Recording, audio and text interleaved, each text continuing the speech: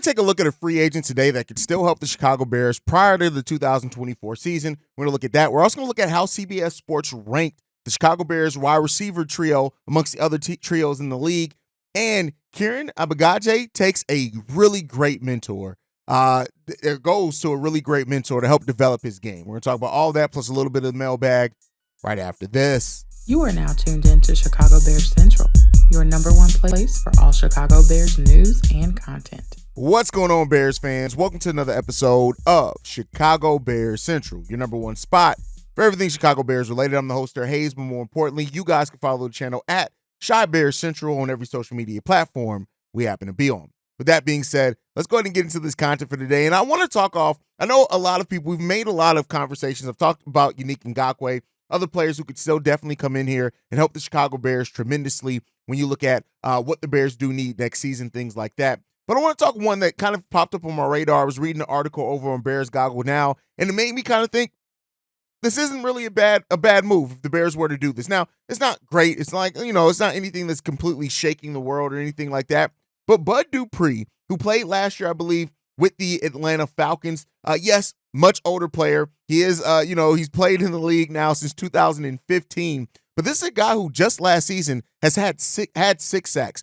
Matter of fact, when you look at it, over the course of his NFL career, the least amount of sacks he has ever had is 3, and that's only with 11 games played in 2021.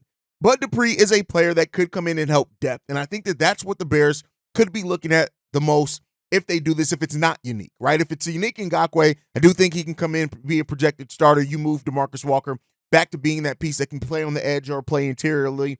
But Bud Dupree is a guy, he played 16 games last season. Now, prior to that, he had 4 years in a row of only playing 11 games, then 2 years of playing 16 before that, and a year playing 15. But this is a guy who, even in a 7-game played season, had 4.5 sacks, and that's all the way back in 2016. But even when you look at that, the least amount of sacks that he's had since 2020 has been that 3 in 2021 when 11 games played. This is a guy who can get to the quarterback, who can come in and help the Chicago Bears. So he's a veteran edge who can definitely help out. Yeah, he hasn't had the highest sack totals in the world, right? But when you look at the way that he has performed, specifically with Atlanta, a 1-year kind of prove-it depth piece move by the Chicago Bears, he can definitely help with that. And on top of that, he had 8 QB hits last season and 8 tackles for a loss last season as well. This is still a guy who can absolutely, while he's on a decline, hasn't completely fallen off at all. And I think he is somebody who can definitely come in here and help the Chicago Bears as they look to maybe add some more depth to that edge position if they do decide to do that. Like I said, if Unique ends up being the move, I think he's going to still be the starter. If somebody like a Bud Dupree comes in here and is the move, I think you're then looking at somebody who's coming in to kind of add some much-needed depth to that team while Austin Booker is coming along in the NFL and developing for the Chicago Bears. But let me know what you guys think on the potential of Bud Dupree coming into this team if he is a free agent acquisition by the Chicago Bears. But moving on from that, I want to talk about this. CBS Sports ranked the best wide receiver trios in the league, and the Chicago Bears surprisingly ranked number 2. And they ranked only behind the Houston Texans with Stephon Diggs, Nico Collins, and Tank Dell. But right after that is the Chicago Bears with DJ Moore, Keenan Allen, Rome Odunze. And I think in the same list last season, they ranked about 13th coming into the season. And we know that the team probably would have finished at the bottom of that. And then, so they're ranked above teams like the Miami Dolphins, ranked above the Cincinnati Bengals and things like that, ranked above the San Francisco 49ers as well. One of the things that stood out on this list, so take that for a grain of salt, is that the Seattle Seahawks actually ranked at number 8 on that with Lockett, Metcalf, and Jackson Smith and Jigba. So, we'll see what comes of that. But ultimately, I think that, it says a lot that there are those expectations that people are excited about what this wide receiver core can bring for the Chicago Bears, just like Bears fans are. I think a lot of teams, a lot of fans and outlets are waiting to see, how does this work out? How does Shane Waldron craft this offense and spreads the ball around to get all these wide receivers involved and available? And so this is going to be a really fun one to watch. I love to see the Bears get some notice. They still got to put it on wax. They still have to prove it in the NFL season. So this by no stretch of the imagination means that they're going to come in and perform, but there is excitement. And this is probably the best trio that we've ever had in Chicago Bears history. Some places even say like this could end up being the best trio in the NFL by the end of the season. I gotta see it. You guys know I'm in my show me era. You gotta show me things for me to believe it. But that potential is there, and we got to see how Caleb was going to develop, how as well as Shane Waldron is going to use all these guys. But there is a lot of reason to be excited about what this Bears offense is going to bring. And when you look at the balancing act with that running game and also having the tight ends out there that we can have, this is going to be a fun offense. And, things like this bring that notice about that. This is an offense that a lot of people are gonna have fun. And, I'm not going to say it's going to be history making or anything like that, but it is one that I think in looking at that, Caleb is going to have plenty of weapons. And we're going to have a nice balance, or we have the potential to have a nice balance between the run and pass game. I think we're going to be pretty run heavy to start off as Caleb's filling himself out. But I would not be surprised that as we go towards the season and towards the end of the season, that we're still going to be more run than pass. I think that's going to be the thing. But this is going to be a passing offense that really brings a lot of firepower. And, knock on wood, everybody stay healthy. Then you still have looking at using gadget players like Velus in there as well, Tyler Scott, right? So there's a lot of potential here with this wide receiver core. The bigger question is can Shane Waldron maximize and get the most out of it? And then can Caleb Williams execute that system well enough, which, smart quarterback, smart young guy with a big arm. We're going to be able to see how that all comes about. And we'll see how it plays out, man. It's definitely exciting. And let me know what you guys think. When you look around the league as well, as far as 3-man wide receiver cores, or if you just want to rank wide receiver cores overall, where do you rank on paper right now the Chicago Bears wide receiver core? And then let's see if they end up proving it in real life once the games start on. But with that said, I also want to talk about Kieran Abigaje, a pick by the Chicago Bears in this draft. And we know he brings a lot. 6'3", 323 pounds, has really good skills, really good hand technique already, has that wingspan as well. That's crazy. And the potential is there. Some doubt about the health and things like that, and he has to prove it. But he actually picked, when Ryan Poles picked him, it was a really good decision made there. But he sought out a mentor, and he found Willie Anderson, who was one of the better tackles in the NFL during the early 2000s. He was a 4-time All-Pro Bowl player as well. And so this is a guy who, now Kieran has reached out to kind of mentor him. And this is a really important part of development of a player, especially, you want to have mentors on your team that travel with you in and out and things like that. But picking the mind of somebody who was a former All-Pro that has a lot of the same physical makeup as you as well. And, they have very close body types as well. So Anderson was 6'3", 324 pounds with a 35 inch wingspan as well. So he learned how to use that. And that's something that we also want Kieran Abigaje to use as well. So this is a really, really good mentor here for Kieran. And this is another step in things going the right way as far as developing and investing in your young players. And yes, some of that you have to find mentors yourself. You have to go out there and own your own development. And Kieran doing that here is going to never be anything that I can personally knock. And I love to see it done. And I hope ultimately that it does help him. If it jumpstarts that development where you can pick somebody's brain and find out what they did, right? And he's going to have the coaching staff here that's going to invest in him as well. Kieran is going to play, I think, more than maybe what I initially expected when the Bears drafted him. I think he's going to get a lot of opportunities. As long as he's healthy, he's going to get some opportunities out there. Despite it, we want all health up and down that offensive line. It's the offensive line. Guys are going to get banged up. They're going to have to sit some plays down. They may even miss a couple of games. And how Kieran steps up in that time, I think, is really going to be important. But he's doing the right thing right now. Coming in, having now a mentor to help him. They're going to challenge him here in training camp and things like that. And he's coming to a team that, listen, everybody gets the same opportunity to earn their role here with the Chicago Bears.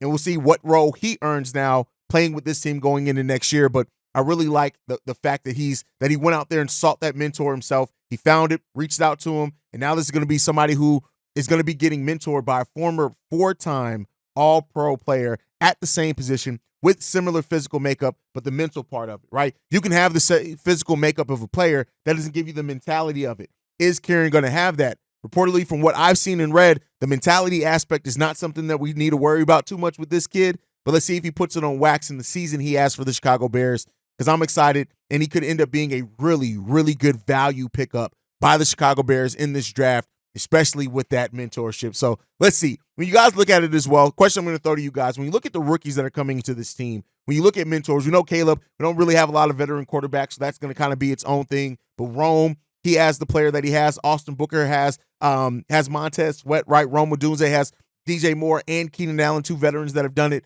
Tory Taylor's Tory Taylor's the best punter in damn near history in college. He's going to be pretty much okay here as well. And then you got Kieran. Kieran's he's found his mentor. So I think this is going to be really big for those players as we move forward as well. And let's see what it brings about. But with that said, you guys know I've been trickling in a little of the mailbag here. Let's get into the voicemails today. This one's from Bishop. Hey, what's up, Haize, Cognac Boys, Steve-O. Man, now that this is Bishop Lot in Arizona. Now that we're past the draft and all the other hoopla is out of the way, I have some questions, like number one, as this team comes together, how important is Shane Waldron's scheme of building the right kind of plays with the players that we have now? How's that going to cause a team to gel, in this first year, which I think is between this year and next year?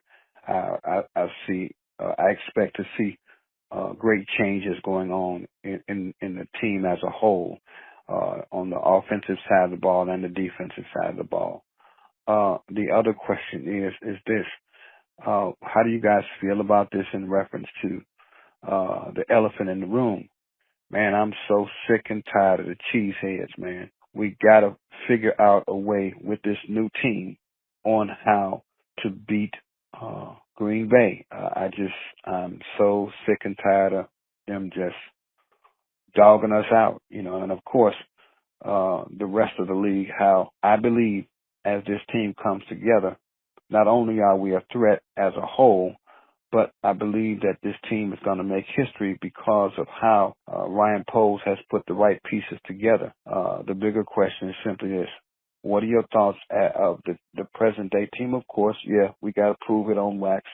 But what are some of the things that needs to be done now in reference to that? And the last question is this: how does this team come together once they recognize whatever weaknesses that the team has? Like in the trenches, offense, defense. You can share some thoughts on that. I'd appreciate it. And always remember, Phoenix up, bear down. Love y'all. Shalom. All right, so first question: how important is Shane Waldron's system to getting this team to gel? I think it's hugely important. I think as your offensive coordinator, and Shane Waldron has shown himself to be an offensive coordinator that is going to the roster is going to help him build the system that he needs to build. He's very flexible in that. Yeah, he has some shortcomings, as everyone does, but I think that Shane Waldron and how he kind of balances out and makes the game simple for Caleb early on while adding wrinkles to that offense and for everybody overall is going to be big. And that offense is going to adapt over time in this NFL season. So I think Shane Waldron's system is a hugely important part of that for sure. And then as far as figuring out a way to beat the Packers, you guys know I would love for the Bears to beat the Packers. That's something that I would love to be able to brag and say, but ultimately, like I've said before, we can win the division without beating the Packers, right? More so, I want this team to be solid and sound first. Do that. And then, yeah, let's beat those goddamn cheeseheads because I hate those motherfuckers, to be 100% honest with you guys. So I do think that, beating the Packers is definitely something that all Bears fans want. But let's improve the team first. And through that improvement, which we've done this season, that's where it's going to come in beating the Green Bay Packers, and we need to do that. Now, your question, what needs to be done now for this team? I think ultimately, when you look at what this team needs, what it wants, how it's going to develop, I think it's just getting everybody on the right page, learning the system, learning each other. Caleb Williams building that confidence. They've built a team with a lot of mix of veterans and young players and things like that. And so I think as this team comes together and bonds in training camp, bonds over the system and really identifies that, and Caleb kind of learns, where do you like the ball at, right? Right, where's your reach at? Where can I throw it and know you're going to absolutely get it? Those type of things, as well as his confidence. And I think that's the overall thing, is the confidence in the system to where it starts becoming second nature and you get comfortable in that. You guys know each other like the back of their hands. That's really where it comes down to. And so how does the team come together overall? Listen, I think that there are going to be obstacles, of course, this season. But I think if you trust each other, and I know that's one of those rah-rah things that isn't really tangible, but I think if that trust is there, especially in Caleb and the trust in himself and his teammates, the accountability that he shows, the going out, working out. Caleb's already done that by asking DJ Moore to come out to California, and DJ Moore did it, right? Building that camaraderie with the team, but also, let's not overlook it, the defense. The defense is going to be a big part in simplifying this offense as well by getting them better field position, by keeping teams out of the end zone, right? By not forcing the offense to have to put up a whole shit ton of points to start the season off. Now, if we just end up being a high-powered offense, then that is what it is. But allowing that to come more organically, I think, is going to be the most important part of all of that, so that we can develop this thing that we see that we have the potential to be here in Chicago. And let's hope that this team can do it. But it's going to be a fun season. It's going to have its hurdles. It's going to have its naysayers. It's going to have its, it's people that, if we have a couple of games, rough games there back-to-back where we lose or something, there are going to be people with their pitchforks out no matter what it is, whether it's coaching, whether it's Caleb, or no matter what it is. And so, as we also as fans have to be patient, because this team is not going to be the same team in week 1 that they're going to be in week 17. And so the journey along that time, we got to realize that it is a journey, and let's see how this team develops and what they turn into. But I think ultimately Bears fans are going to be very happy by the end of the season. Maybe that's just me having too much faith, but I would not be surprised if this team turns a lot of heads. I don't know about making history or anything like that, but I do think this is going to be a team that is going to be competing for postseason play. And that's really all you can ask. And, the expectation is there to make the playoffs, and we have the right to have that expectation with all the changes that you've made. And let's see how it comes together. At least that's my thoughts. But, guys, thank you so much for tuning in. Make sure you guys are following the show at Shy Bear Central. You can send us any feedback, questions, comments, concerns, ChicagoBearsCentral@gmail.com. And then lastly, if you want to leave a text message and our voicemail for the mailbag, the number to do so, 772-242-9336. We are the number one spot for everything Chicago Bears related, thanks to you guys. And like I like to end every episode on, Chi-Town up, but Bear down. Love you guys, and we'll see you guys tomorrow, y'all. Peace. This has been a presentation of the Break Media.